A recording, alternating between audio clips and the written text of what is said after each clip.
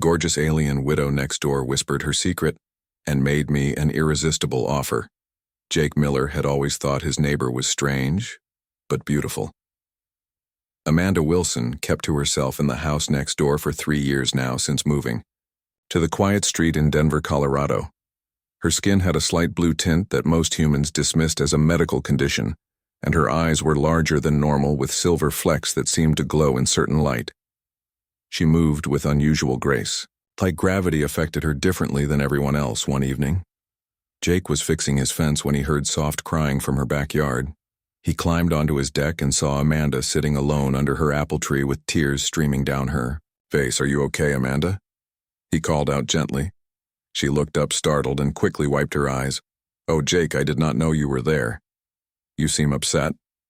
Is there anything I can help with?" Amanda stood and walked closer to the fence between their yards. "Jake, can I trust you with something important, something that could change everything?" His heart raced at her serious tone. "Of course, Amanda, you can trust me." She took a deep breath. "I am not from Earth. Jake, I am from a planet called Zephyr, in what you call the Andromeda system." Jake stared at her, thinking she might be joking, but her expression was completely serious. "What do you mean?" "My people sent me here as part of a mission to study human culture and technology. We have been watching Earth for decades, waiting for the right time to make contact. But something went wrong." Amanda moved closer, and Jake could see her unusual features more clearly now. Her skin did shimmer with a faint blue light, and her movements were too fluid for a human. "My husband was the mission commander. He was killed 6 months ago by a rebel faction from our world that followed us here. They want to take over Earth, but not through peaceful contact. They plan to use force." Jake felt his world spinning. "This sounds impossible, Amanda." "I know it does, but Jake, your species is remarkable. You humans have something my people lost long ago, the ability to adapt and fight against impossible odds. We call it the warrior spirit." She reached through the fence and touched his hand. Her skin was warm but felt different, somehow more electric. "The rebels have a base in the mountains north of here. They are building weapons that could destroy entire cities. I have been gathering intelligence, but I cannot stop them alone. I need human help." "Why me, Amanda? Why not go to the government or military?" Amanda smiled sadly. "Because governments would want to study me, capture me, use me. Your people in power would see opportunity before they see threat. But you, Jake, you see me as a person first." Jake looked into her silver eyes and saw desperate hope there. "What kind of help do you need?" "I have technology that could give a small team incredible advantages.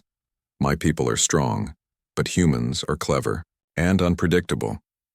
The rebels expect resistance from my kind, but they underestimate humans completely." She pulled a small device from her pocket that glowed with soft blue light.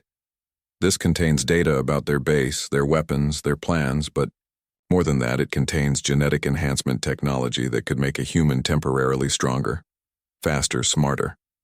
You want me to become some kind of super soldier? Not just you, Jake.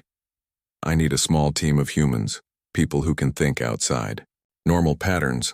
My husband always said humans were the most dangerous species in the galaxy when they were protecting something they loved."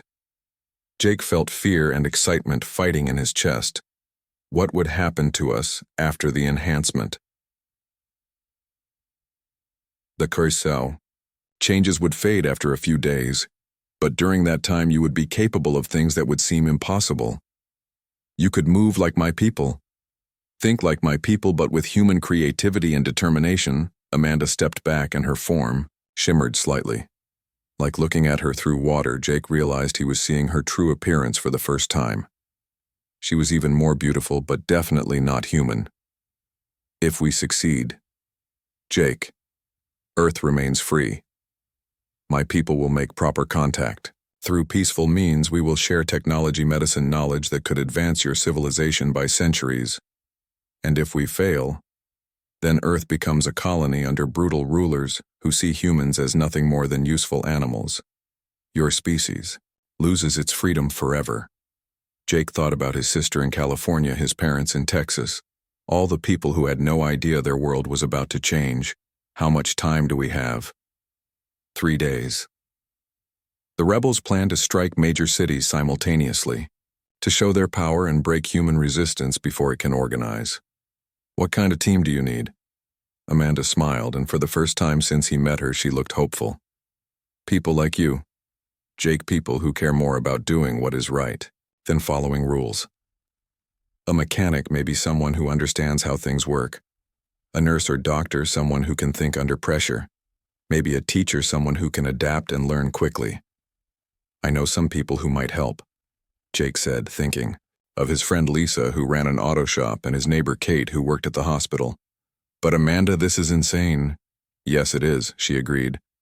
But Jake, I have watched your species for 3 years. I have seen humans do impossible things when they are fighting for their families, their homes, their freedom. My people lost that ability long ago. We became too civilized, too careful. She touched the fence between them.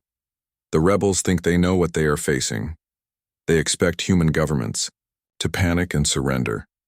They expect your military to fight in predictable ways. They do not expect a small group of enhanced humans who fight with both advanced technology and human stubbornness. Jake looked at his quiet neighborhood, at the normal houses and normal people who had no idea their lives hung in the balance.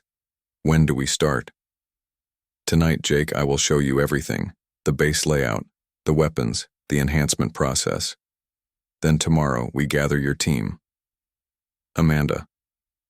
Why did you really choose me? She smiled sadly.